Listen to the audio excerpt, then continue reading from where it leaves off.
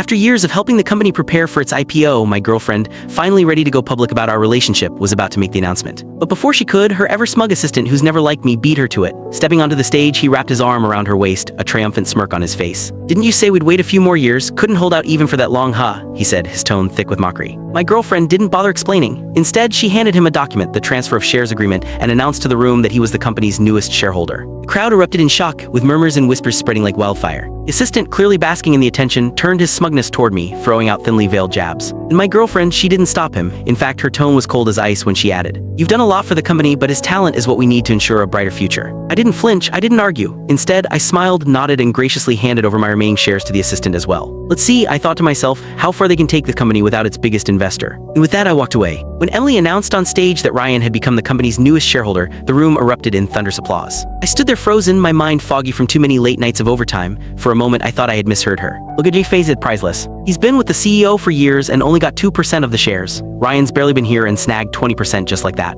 Jake always nitpicking Ryan's work, but now he looks like a total clown. The crowd wasn't even trying to be subtle with their laughter, making sure I could hear every word. They weren't mocking me for fun, they were trying to curry favor with Ryan. And Emily, she didn't even bother stopping them. Ryan shot me a smug grin, his voice dripping with fake innocence as he said, "Jake, no applause from you. Don't tell me you're upset about me getting shares." He paused, a theatrical pout forming on his lips. "I mean, if we're talking seniority, I guess you should have gotten them instead." With that, he lazily extended the contract toward me like he was handing me a consolation prize. But before I could react, Emily snatched the papers away and pushed them back into his hands with a playful yet firm gesture. "Ryan, you're too kind," she said with a soft laugh, "but the company values talent, not tenure." And her gaze turned cold as it landed on me. "And you, Jake, don't you dare make a scene. Let's not forget the massive mistake you made last quarter costing the company millions. The fact that I didn't fire you outright was already generous. What right do you have to expect shares?" The two of them were perfectly in sync like actors in a well-rehearsed play. I couldn't help but find it amusing. That mistake she mentioned? It was Ryan's fault. He panicked when things went south and pinned the blame on me. I tried to present evidence and explain the truth to Emily, but she didn't believe me. She never did. I'd grown used to it by now. Over the years, Ryan had shown little talent, but had poured all his energy into undermining me. Fresh out of college, he knew how to charm people with his words. He won over most of our colleagues, and even Emily thought he was harmless and honest. So every time Ryan and I clashed, Emily always assumed I was at fault.